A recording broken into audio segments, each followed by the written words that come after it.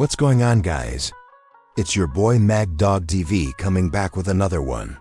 So it looks like Shedeur Sanders, the general manager, and his head coach spoke out about the quarterback battle as of day 2. These guys have a day 2 training camp. Practice literally within a few minutes. I have the video clips of this. We're going to talk about that in this video. So let's get to it. Yeah, the city I go, from Colorado to the bayou I go. Y'all know the motto, get a info I know. My people know it's Mad Dog TV, let's go. To every other city I go. From Colorado to the bayou I go. Y'all know the motto, get a info I know. My people know it's Mad Dog TV, let's go. To every other city I go. From Colorado to the bayou I go. Y'all know the motto, get a info. Once again, as I said before, we are about 10 minutes away from Shedeur Sanders getting on the football field for his second NFL training camp competition. His head coach and general manager, Andrew Berry, along with Kevin Stefanski, all spoke out giving us a late update regarding these quarterbacks. I have video clips in this video.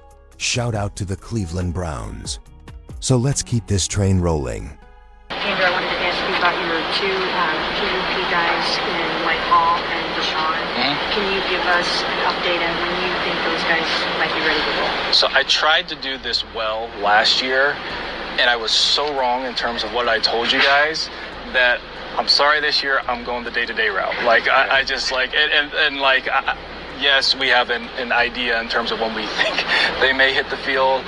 I have just learned by just being so wrong on that with the tackles last year that I'm gonna go the GM speak day to day, and we'll see how they go. So just to follow up on that, so you put JOK on the season ending pup. Correct.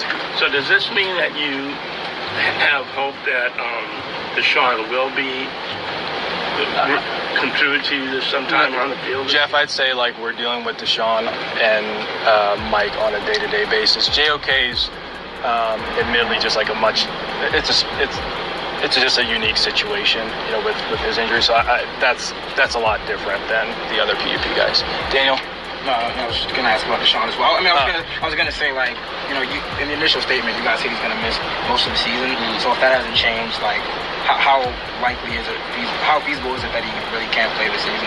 We'll see day to day. Last one, Chris.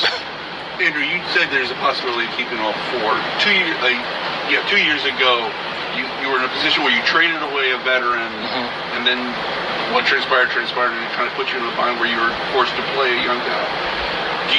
If you're in kind of the same spot, how much does that, you know, what you went through in 23 kind of inform 25?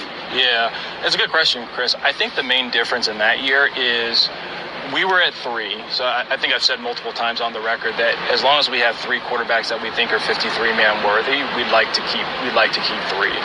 That was a situation where we felt like the opportunity, again, kind of wrestling with a little bit the short term versus the long term, was too good to pass up. Was too good to pass up in 2023, and we were able to manage it and obviously, you know, make the playoffs and everything. But you know, that's maybe a little bit different than where we sit today. If like we're in a situation and, you know, we receive some trade offer for one of the guys and, you know, we're sitting with 4 guys on the active roster, that might be a different set of conversations and considerations than if we were having 3 planned until literally like the last week of the preseason. Kevin, after Shedeur had those speeding tickets, did you talk to him personally? What's your message? I did. Obviously, I'll keep that message between Shedeur and myself, but I will tell you, he knows this, and all of our rookies know this.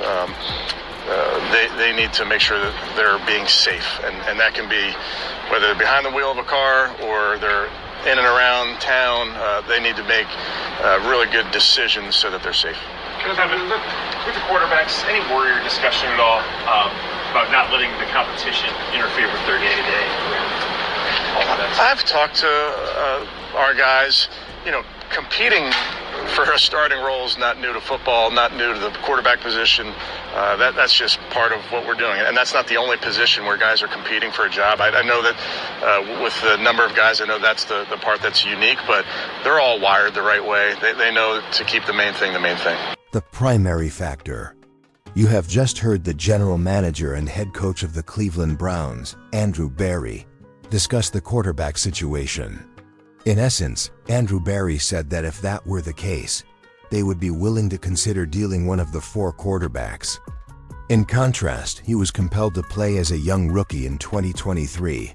Additionally, you heard Kevin Stefanski talk about these guys' constant competition.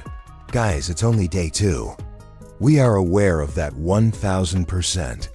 The question regarding Shedeur Sanders' speeding ticket bothers me. That's the end of that. Why do they still ask this question?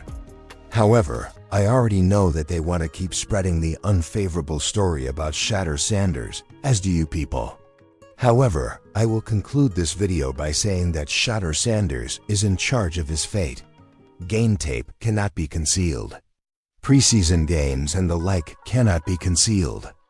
You perform well, you put up good stats, and I promise you that everyone will support you in getting the Cleveland Browns to make the proper choice. As you prepare for Shedeur Sanders' second training camp day, you can share your thoughts in the comments section. Turn on the post notification bell, hit the like button, and subscribe to the channel. In this manner, whenever I post a video, you can all view it immediately. Peace until the next time.